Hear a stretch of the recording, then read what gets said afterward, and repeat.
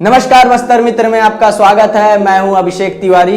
गोंडवाना समाज ब्लॉक नरहरपुर जिला कांकेर द्वारा आज अनुसूचित जनजाति आयोग के सदस्य बनने के पश्चात नरहरपुर आगमन पर भव्य स्वागत किया गया। इस अवसर पर समाज प्रमुखों ने आयोग के सदस्य नितिन पोटई के समक्ष मांग रखी कि आदिवासी महिलाओं के साथ विवाह कर गैर वर्ग के लोग उनके नाम पर संपत्ति खरीद रहे हैं। फर्जी जाति प्रमाण पत्र के सहारे लोग आदिवासी के नाम पर नौकरी कर उनका हक छीन रहे हैं। इसके साथ ही समाज प्रमुखों ने आयोग के सदस्य नितिन पोटई के समक्ष मांग रखते हुए कहा कि समाज के महापुरुषों की जीवनी छत्तीसगढ़ के प्राथमिक शाला में पढ़ाए जाने वाले पाठ्यक्रमों में शामिल किया जाना चाहिए तथा इनके नाम पर चौक चौराहों पर नामकरण किया जाना चाहिए। इस अवसर पर कार्यक्रम को संबोधित करते हुए अनुसूचित जनजाति आयोग के सदस्य नितिन पोटई ने कहा कि सरकार ने मुझे अनुसूचित जनजाति आयोग के सदस्य के रूप में महत्वपूर्ण जवाबदारी सौंपी है, क्योंकि यह संस्था संवैधानिक संस्था है। इसलिए संविधान के दायरे में रहकर आदिवासियों के हितों की रक्षा करना मेरा दायित्व है। मुझे खुशी है कि जिस देश के संविधान को बनाने में मेरे परिवार का योगदान रहा है, उसी संविधान को बचाने की जवाबदारी भी मेरी है। निश्चित तौर पर मेरे द्वारा आदिवासियों की भूमि पर काबिज अन्य वर्ग के लोगों को जो गैर संवैधानिक तरीके से जमीन में कब्जा किए बैठे हैं, उन्हें हटाने का प्रयास किया जाएगा।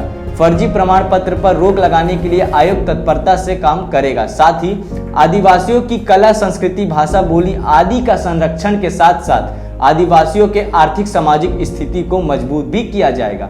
इस अवसर पर समाज के संरक्षक नारायण सिंह, समाज प्रमुख कपूर चंद हिमान सिंह कोराम ने भी सभा को संबोधित किया। इस अवसर पर सुखलाल सोरी, रामनाथ नेताम, शंकर सोरी, ईश्वर मंडावी, बोधूराम नेताम आदि उपस्थित थे। हमारे ब्यूरो चीफ दीपक चौहान की खास रिपोर्ट। विकासखंड मुख्यालय नरहरपुर में गोंडवाना समाज विकासखंड नरहरपुर के द्वारा सभा का आयोजन किया गया था।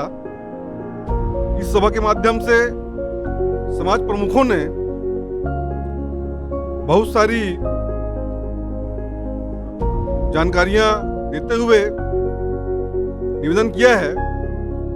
इनकी कुछ मांग है, खासतौर से जो आदिवासी वर्ग की महिलाएं हैं, जिनसे गैर वर्ग के लोग शादी करके उनके नाम पर संपत्ति का अर्जन कर रहे हैं, साथ ही साथ चुनाव भी लड़ रहे हैं। ऐसे प्रवृत्ति पर रोक लगाने की मांग की गई है। इसके साथ साथ फर्जी तरीके से जो आदिवासियों के नाम पे छत्तीसगढ़ में नौकरी कर रहे हैं, उन्हें कार्रवाई करने की बात, साथ ही साथ आदिवासी समाज के महापुरुषों के नामों को अक्षुण्ण बनाए रखने के लिए उनके नाम पर चौक चौराहे का नामकरण और उसे पाठ्यक्रम में शामिल करने हेतु निवेदन किया गया है।